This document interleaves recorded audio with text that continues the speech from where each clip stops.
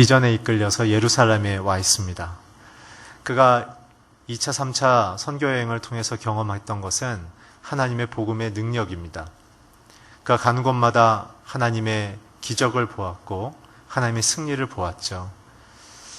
그 비전의 열매로서 그는 예루살렘으로 이끌림받아 들어왔습니다만 예루살렘에서 일어나는 일은 굉장히 신기하게도 그에게 있어서 비전의 순종함을 통해 더 큰 영광과 승리를 경험하는 것이 아니라 그의 복음의 수고함이 같은 동족인 유대인들로부터 비난과 공격과 멸시와 생명의 위협을 받는 굉장히 이해할 수 없는 상황 속에 들어갔다는 것입니다.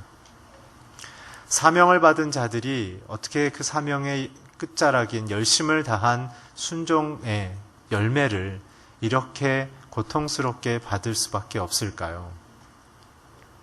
또한 더 신기한 것은 사도 바울의 모든 변론과 내용들을 살펴보면 굉장히 철학적이며 논리적이며 또한 굉장히 영적 감동이 있어서 도시가 다 바뀔 만큼 굉장한 영향력을 갖고 있었으나 오늘 정작 자신의 삶의 성장과 학습과 또한 정치적으로 종교적으로 리더십을 얻어갔던 터전인 예루살렘에서는 오히려 굉장히 비논리적이며 어떠한 내용도 없는 것 같은 어떤 현상만 나열하는 마치 어떤 자기 주장을 펼치지 못하는 무력감과 같은 자기 변호를 두 가지를 하고 있습니다. 지난주에는 자기가 예수 그리스도를 만나서 나도 원하지 않았지만 어쩔 수 없이 이끌려 이곳까지 오게 되어졌고 이방인에게 복음을 전하는 사역을 할 수밖에 없었다는 어떻게 보면 수동태의 인생과 같은 자기의 삶의 변변과 같은 변호를 하였고 오늘도 읽으신 걸 보게 되면 자신의 인생 속에 어떠한 논리와 주장이 아니라 나는 부활을 믿기 때문에 이 복음을 전할 수밖에 없었다라는 그냥 너무나 무력한 자기 신앙의 변호. 사두개인과 바리새인의 입장에서는 지극히 상식적인 신앙관의 그 증거 하나만으로 오늘 자기의 생명을 위협받는 상황을 그냥 걸어가고 있는 사도 바울을 보게 되어집니다. 오늘 이 장면을 통해서 우리는 뭘 묵상해야 하겠습니까? 사명자가 세상의 도덕과 윤리와 철학의 논리의 공격을 받을 때 혹은 이런 것이죠. 예수를 믿는다면 예수를 보여봐라 라든지 네가 예수를 믿는데 도덕적으로 그것밖에 살 수가 없느냐? 어떻게 세상에 예수를 믿지 않는 자들의 그 고상함보다도 네가 도덕적으로 더 열등한 삶을 살 수밖에 없느냐? 더 높은 것을 보여봐라는 위협과 공격을 받을 때 실상은 우리는 어떠한 것도 보여주기가 어렵다는 것이죠. 왜 그럴까요? 사도 바울이 갑자기 무식해졌습니까? 사도 바울이 갑자기 정신적인 문제가 생겼습니까? 아닙니다. 그는 더 지성적이 됐고 더 논리가 강화됐으며 생명을 걸기까지 그는 분명한 사명을 받은 자로 헬레니즘 문화를 뚫고 지나가는 굉장한 영적인, 사회적인, 정치적인 변혁가로 오늘 사도행전 23장까지 그는 달려왔습니다. 근데 사도행전 22장과 23장에서 사도 바울은 왜 이렇게 무력하게 이야기할까요? 그것은 마치 이런 것입니다. 첫 번째로 사도 바울에 일어나게 된 이 사명이 주어지는 과정은 사도 바울의 깨달음의 지적인 구조가 아니라 예수님이 사도 바울을 찾아왔기 때문에 일어난 사건이기 때문에 그렇습니다.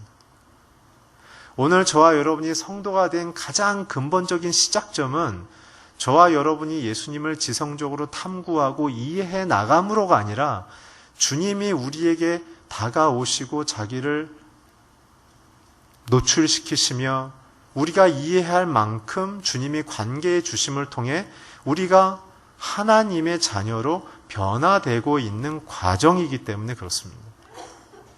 그렇기 때문에 우리는 세상의 지성적인 논리와 어떠한 주장에 맞서서 복음을 설명해낼 수는 있지만 그러나 그 믿음의 실체는 우리가 설명하기보다는 우리 안에 있는 그리스도를 만난 그리스도를 그냥 내 삶 속에서 내가 그리스도의 제자로 살아가는 모습을 보여주는 것 외에는 할 것이 없다는 것이죠. 그렇기 때문에 마치 무력한 것처럼 보이나 그러나 굉장한 것은 그 삶 속에 계시는 주님이 드러나며 선포됐을 때는 세상의 정치 구조와 문학과 철학도 무릎을 꿇을 수밖에 없는 굉장한 강력이 일어나는 것입니다. 그것이 성도됨이, 사명을 받은 성도들이 세상에 맞닥뜨렸을 때 그들의 저항과 공격 앞에 우리가 할 수 있는 유일한 방법과 방식인 것이죠.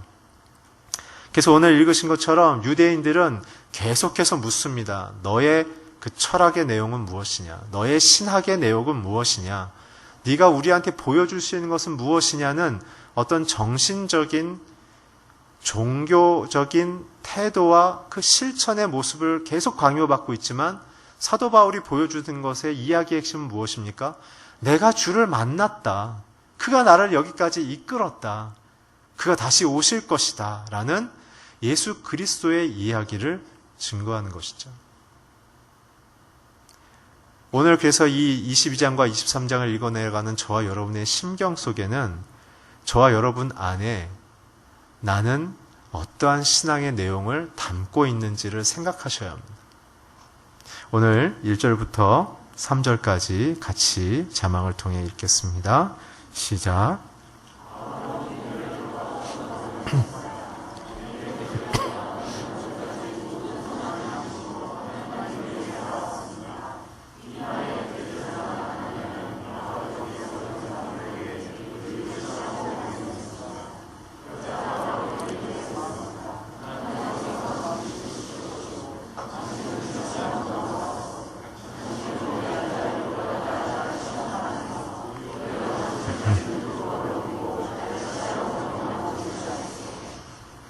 사명을 받은 사도 바울이 이러한 현실 속에서 그가 보여줬던 사명자의 삶의 태도는 무엇이냐면 바로 순종이었습니다. 1절부터 3절까지의 내용은 두 가지의 이야기라고 했어요. 첫째는 내 양심의 기준에 따라서, 그리고 또한 마지막 절에 보면 내가 주님을 섬겼다라는 이 두 단어를, 동사를 집중하셔야 합니다. 양심의 기준이라는 건 무엇입니까? 사도 바울의 삶의 이 내적인 모든 기준은 하나님의 말씀에 온전히 내가 순종함으로 따라 살았다라는 것입니다. 사명자들의 태도의 가장 중요한 부분은 순종의 태도입니다. 하나님이 원하시는 그 명령과 그분이 어떠한 분이신 그 두 가지의 기준만으로 우리의 삶의 모든 내용을 변화시키고 그분의 명령을 기꺼이 순종하기 위하여 내 모든 삶의 재능과 시간과 어떤 희생도 감수하겠다라는 그 순종의 태도를 갖고 있는 자들만이 하나님의 사명을 받을 수 있는 자들이며 그 사명을 온전히 순종해서 영광 가운데로 인도받을 수 있습니다. 오늘 그래서 저와 여러분의 양심에는 무엇이 기준입니까? 오늘 여러분들의 인생의 기준은 무엇입니까? 오늘 우리는 그리스도의 십자가를 통과했으며 그분의 사랑 앞에 생명을 얻었다는 확신과 믿음이 있지만 그러나 그 믿음이 오늘 내 양심의 기준으로 가고 있느냐? 그것이 사도 바울이 오늘 우리에게 보여주는 굉장히 중요한 메시지입니다.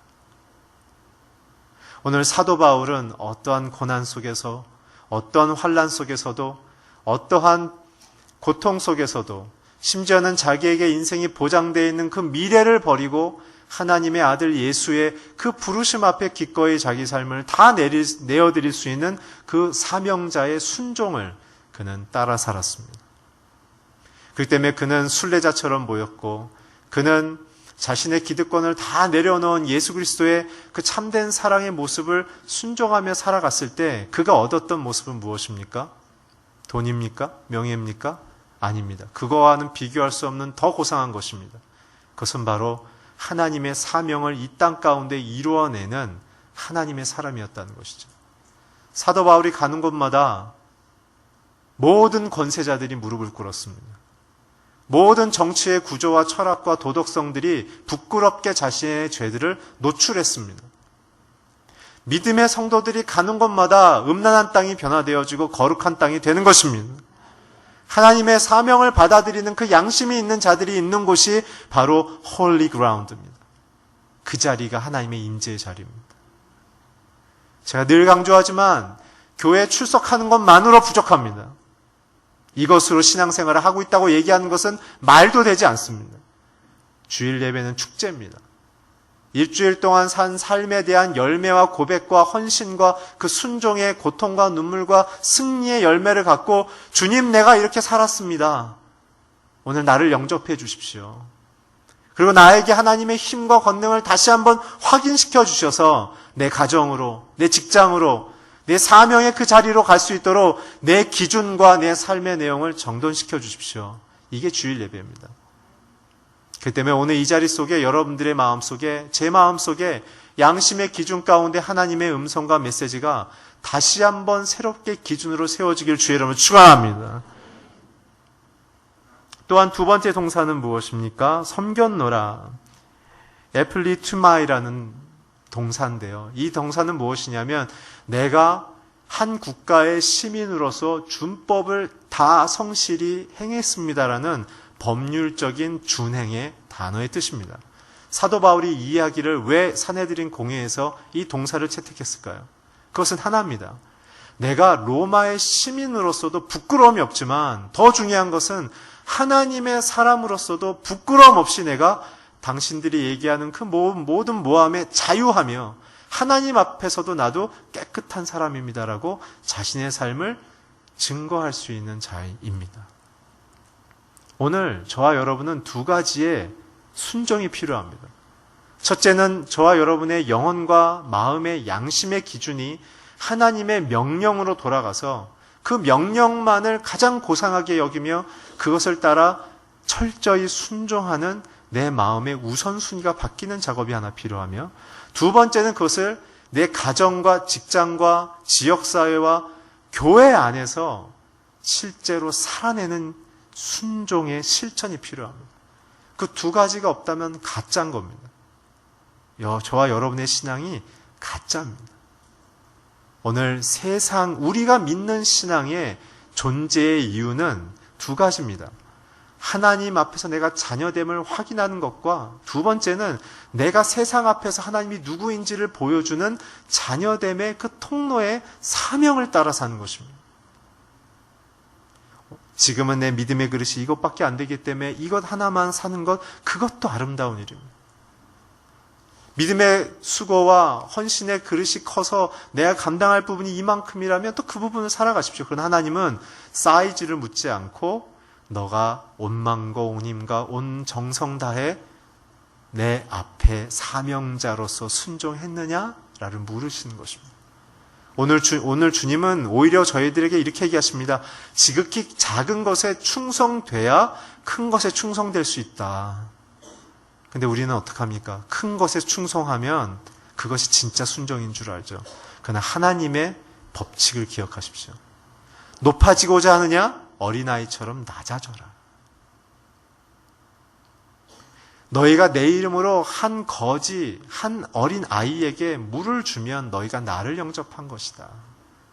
하나님이 우리에게 원하시는 사명은 영웅적 사명이 아니라 그리스도의 그 죽으심과 나를 위한 희생을 감격하고 감사해서 자기가 갖고 있는 것을 소중히 여겨 약하고 세상에서 인정받지 못하고 내가 그 사람을 도왔을 때 어떠한 후광 효과를 얻을 수 없음에도 불구하고 내가 그 사람을 위해서 다 줄 수 있겠다는 그 진정성을 원하시는 것입니다.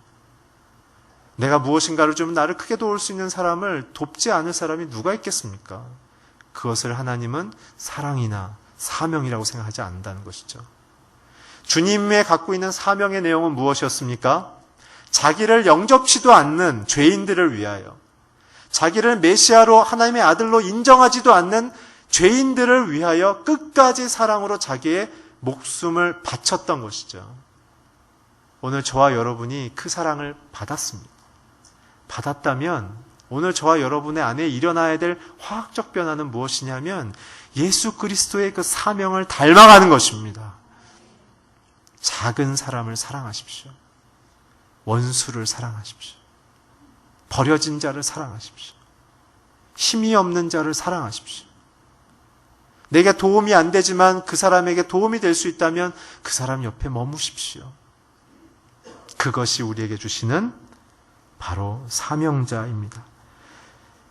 그래서 베드로서 1장 10절에 보면 이런 얘기가 있습니다. 너희는 더욱 힘써 여러분의 부르심과 택하심을 굳건히 하십시오. 그렇게 하면 여러분들은 결코 넘어지지 않을 것입니다. 오늘 저와 여러분이 왜 자꾸 넘어지고 자빠집니까? 조금만 문제가 생기면 우리는 왜 마음이 부서져 버립니까? 부르심과 택하심에 서 있지 않고 나는 뭘 얻을 수 있을 것인가? 나는 어떻게 하면 더 살아남을 수 있을 것인지 신앙의 힘을 빌려 여전히 사명이 아닌 생존을 위한 몸부림을 치고 있기 때문에 그렇습니다. 오늘 사도 바울의 마음처럼 주님의 십자가의 그 생명의 능력을 우리가 믿고 따름을 통해 여러분이 주신 가정과 직장에서 하나님의 사명자로 순종하시길 주의 이름으로 축원합니다. 4절과 5절을 함께 읽어주십시오. 시작. 바울 곁에 서 있던 사람들이 말했습니다.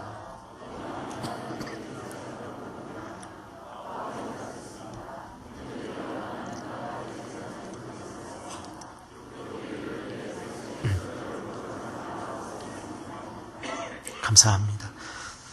첫 번째는 사명자가 살아가는 태도는 순종이고 그것의 두 가지 양심과 실천이라고 말씀드렸고, 큰 두 번째 사명자가 가져야 될 그 승리의 요인은 무엇이냐면 하나님의 권위에 대한 순복입니다.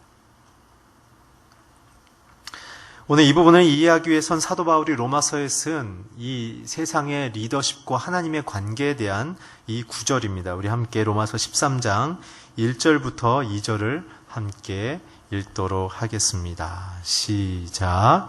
각 사람은 위에 있는 권세자든 걱정하십시오. 무슨 권세든 하나님께로부터 오지 않은 것이었고 이미 있는 권세는 다 하나님께 세우신 것입니다.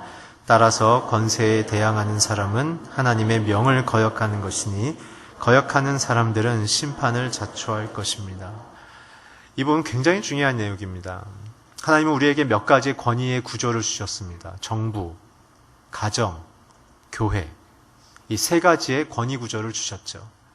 그렇기 때문에 성도들이 이 세 가지 권위 구조에서 살아갈 때 굉장히 중요하게 고백해야 될 것은 여기에 세워진, 예수를 믿던 믿지 않던 이 일의 리더로 세워진 모든 사람들이 다 영적인 하나님의 권위자라는 사실을 고백해야 합니다.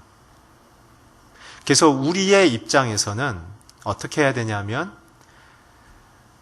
그 리더들을 통해서 주어지는 메시지가 하나님의 메시지로 우리는 받아들여야 된다는 것이죠.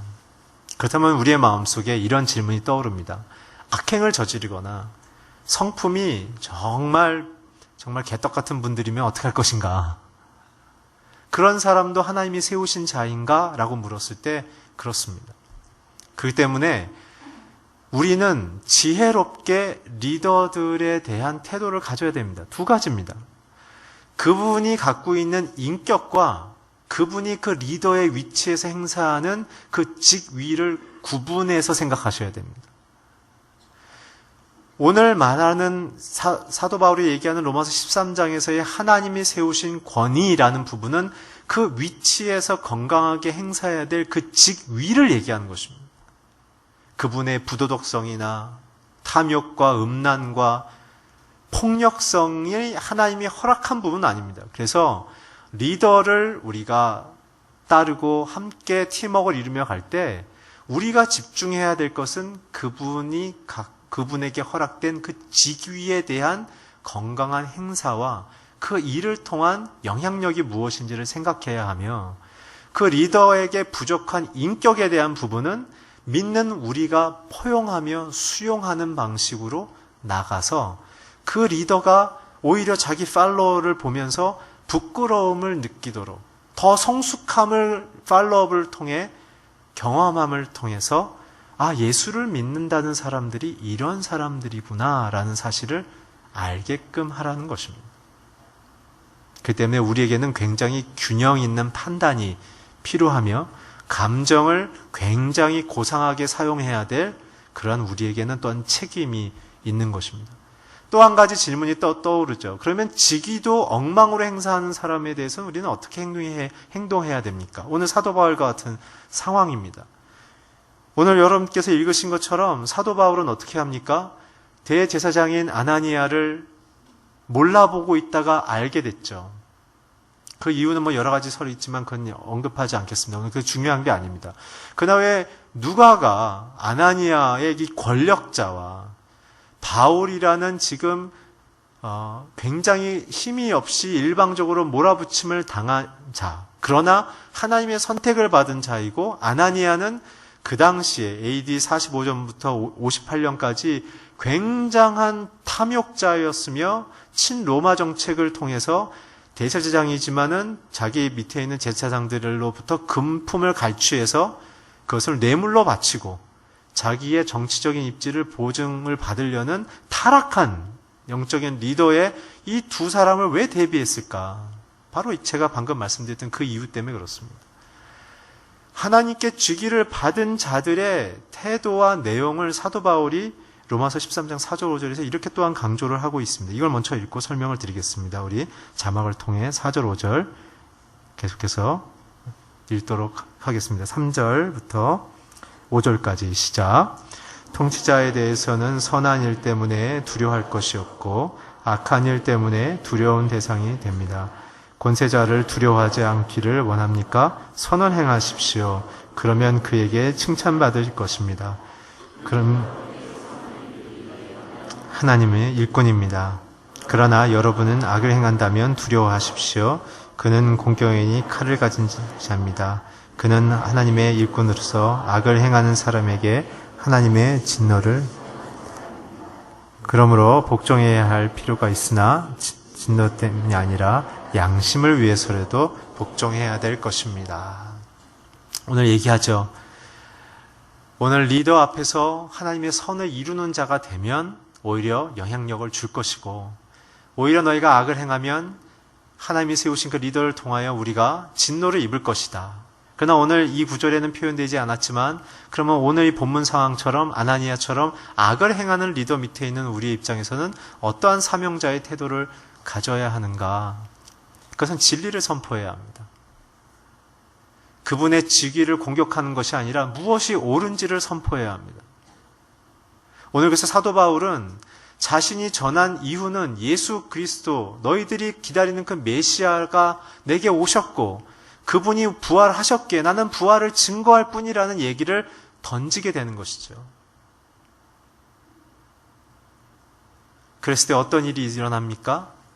리더들이 그 말을 듣고 그 진리 앞에 반응하면 리더가 하나님 앞에 진노를 면하는 그도 평안과 위로와 복을 얻는 굉장한 블레싱을 받죠. 그러나 리더가 그 진리의 선포 앞에서 그 팔로워나 그 약한 사람을 뭉개거나 힘으로 제압하면 이제 공식적으로 하나님은 그 리더에게 실력 행사를 하기 시작하시게 됩니다.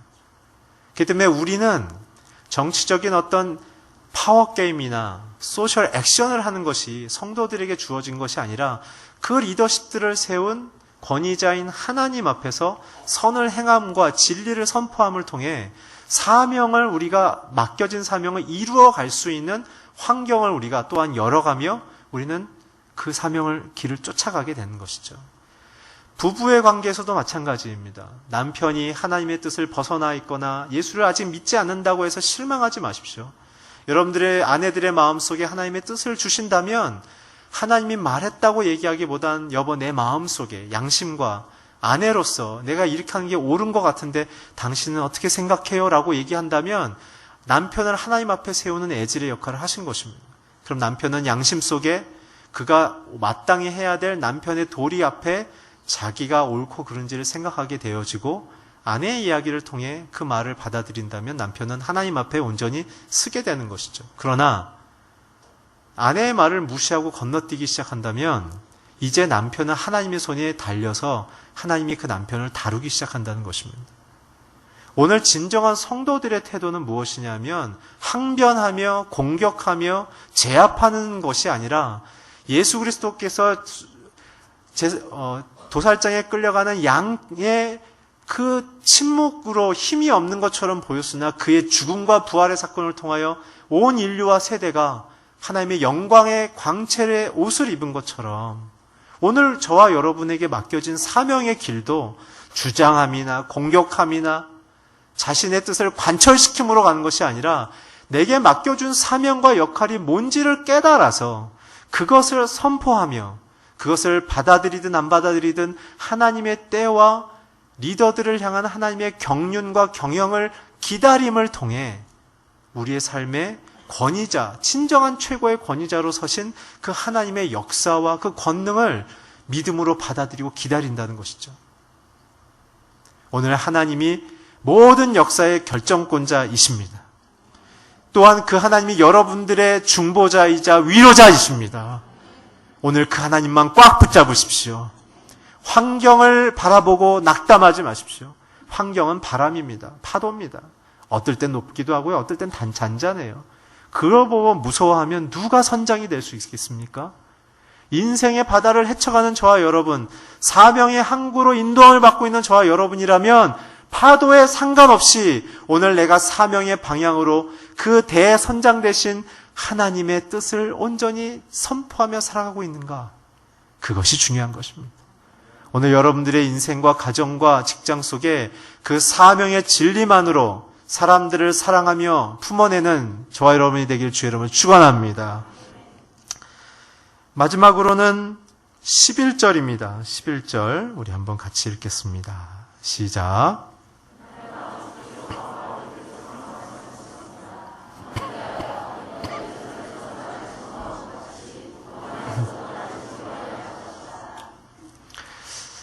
오늘 사실 지난주와 이번 주가 사도 바울에게는 굉장히 황당한 주간이었을 것입니다. 아까 설교 초두에 설명드린 것처럼 예루살렘에서는 그는 총망받는 루키였고 스데반을 잡아 죽였고 다메섹까지 쫓아갈 만큼 열정 있는 자들이었으며 사내들인 모든 회원들, 그 24명의 회원들이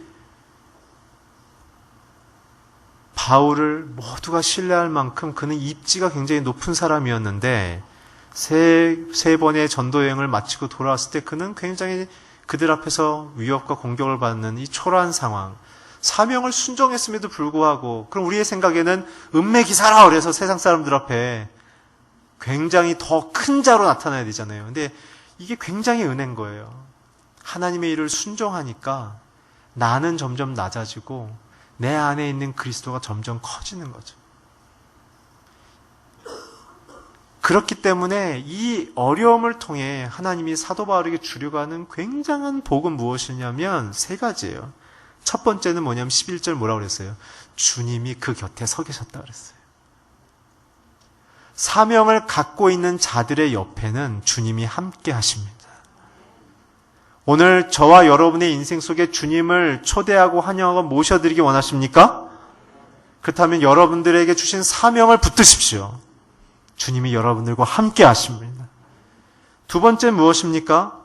담대하라고 말씀하십니다.